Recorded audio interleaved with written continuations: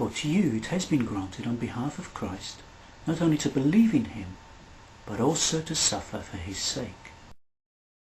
Since it has been granted of Christ to believe in him, it must be that faith is given by God.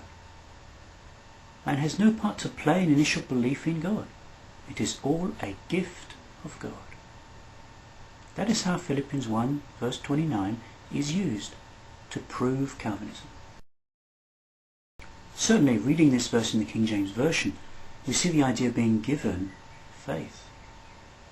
For unto you it is given in the behalf of Christ not only to believe on him, but also to suffer for his sake.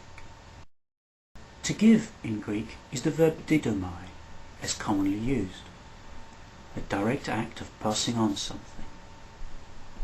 In Philippians 1 verse 29, the giving is more free and loose, as the verb CHARIZOMAI is used.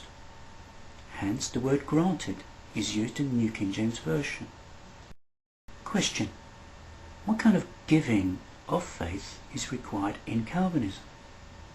Answer: it is a deliberate act of God to particular individuals of donating something not previously held. Is that the kind of giving CHARIZOMAI shows in Philippians 1 verse 29? No. How can we see such deliberate giving is not in Philippians 1 verse 29? Simple.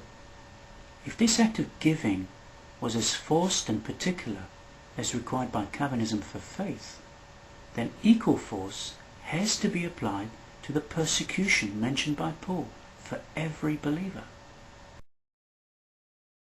Remember, Paul said, to you it has been granted not only to believe in him, but also to suffer. If the faith is fully given, then equally the persecution is also directly given to each one. By using CHARIZOMAI, Paul is not saying that. CHARIZOMAI equals granted, freely given. Just as it is freely given for us to enjoy the sun or the rain or life itself, so faith experienced will also mean there will be persecution to experience. That is the looseness of giving within CHARIZOMAI, a freely giving situation. CHARIZOMAI is exactly translated like that in 1 Corinthians 2 verse 12. Now we have received not the spirit of the world, but the Spirit who is from God, that we might know the things that have been freely given to us by God. Indeed, it is so free and gracious as a giving, it is used to translate forgive in attitude here. And be kind to one another, tender-hearted, forgiving one another. We can see how CHARIZOMAI is contrasted from DIDÓMI, direct giving, where both are side by side in this verse in the Septuagint.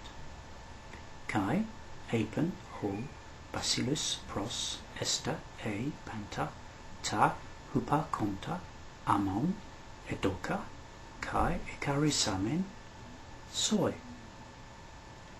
And the king said to Esther, if I have given and freely granted thee all that was Amon's, so are all believers given persecution deliberately as the gift of faith is allegedly given? Of course not. CHARIZOMAI does not give such an emphasis for either to believe or to suffer, and both need to be true, and neither is. Therefore, though a paraphrase, here is a more descriptive rendering to avoid confusion. For to you it has been given the privilege not only of trusting him, but also of suffering for him. Conclusion. CHARIZOMAI is to freely give, to grant, to forgive.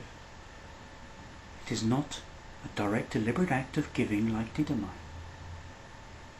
Calvinism requires a deliberate act of giving of faith to work.